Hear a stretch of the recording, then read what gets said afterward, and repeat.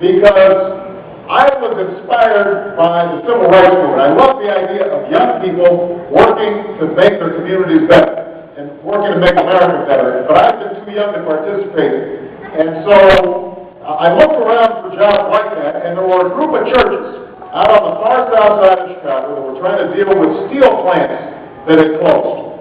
And this was back in the early to mid-'80s. And tens of thousands of people had lost their jobs all throughout the region. And as the plants closed, people were losing their homes, and commercial strips were deteriorating, and these churches came together and decided we need to do something because we want to not just talk about our faith, we want to act on our faith. So they got their money together, and I think they gathered up about $20,000 or so. They didn't have a lot of money. And since they only had a little bit of money, all they could afford to hire was me.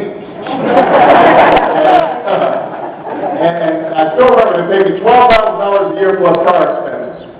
And for the next 3.5 years, I worked as a community organizer with these churches to set up job training programs for the unemployed and after-school programs for youth, and brought city services to neighborhoods and communities that had fallen on hard times. And it was the best education I ever had.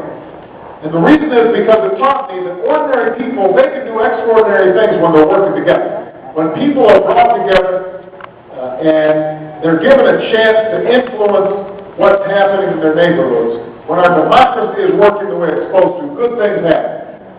And so I took that lesson with me. And that's how I got into politics. When I went back to law school, instead of going to